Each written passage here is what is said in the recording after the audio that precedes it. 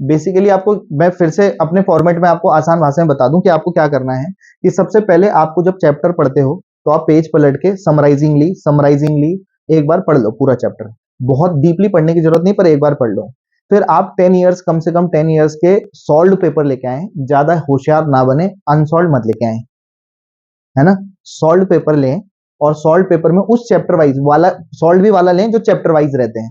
एक तो ये रहता है कि पूरा ईयरली चल रहा है, ईयरली तब करना जब पहले चैप्टर वाइज कर पाओ। तो चैप्टर वाइज आपने सॉल्यूशन चैप्टर पढ़ा, सॉल्यूशन के जितने क्वेश्चन थे एक बार समराइजिंगली पढ़ा मोटे तौर पर जैसे आप नॉर्मली पढ़ते हो। फिर आपने उससे रिलेटेड क्या पढ़ लिए, क्वेश्चन आंसर्स पढ़ लिए। समझ में आए। उन क्वेश्चन आंसर्स की 2 से 3 बार हर क्वेश्चन आंसर्स की प्रैक्टिस करनी है। आप बीच बीच में अटकोगे, जहां जहां अटक रहे होंगे वो आप उसे कैटेगराइज करते रहोगे उन टॉपिक को। फिर बाद में हमारी जहां जरूरत पड़ेगी आप हमें बता देंगे। तो बेसिकली उन्हें कैटेगराइज करते रहेंगे, हाँ या ना। तो टॉपिक पढ़ेंगे, जब 2-3 बार आप उन क्वेश्चन आंसर्स की प्रैक्टिस कर लेंगे, फिर दोबारा से जाकर के आप अपना एक बार फिर से चैप्टर लास्ट में रिवाइज कर लेंगे।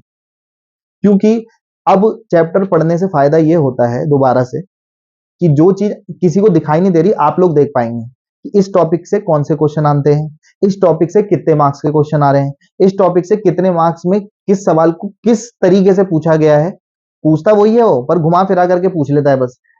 कान यहां से ना पकड़ के यहां से पकड़ लेगा, बस इतना ही कर रहा है वो घुमा फिरा करके। इतना बड़ा एग्जाम है नहीं बोर्ड का, असली लड़ाई इसके बाद की है। तो सीरियस हो जाएं और ढंग से तैयारी करें। समझ में आ गई। तो जब आप एक बार प्रीवियस ईयर्स वाले क्वेश्चन आंसर्स के बाद चैप्टर पढ़ना शुरू करते हैं तो अब आपको एक तो इंटरेस्ट भी आता है कि हाँ यार इससे ये वाला क्वेश्चन आया था, इससे वाला क्वेश्चन आया था, इतने मार्क्स में ऐसे पूछ रहा है, इसी सवाल को 4 मार्क्स में इस ढंग से पूछ ले रहा है। क्योंकि 10 साल के पेपर में इतना आइडिया तो लग ही जाता है। फिर चैप्टर पढ़ लो और क्वेश्चन आंसर्स की प्रैक्टिस कर लो। एक प्रॉपर जरूर टाइम बनाए कि भाई इतने टाइम में मेरे को आज सॉल्यूशन ही पढ़ना है और कुछ नहीं पढ़ना, या इलेक्ट्रो पढ़ना है तो इलेक्ट्रो ही पढ़ना है। फिर कहां से शुरू करें।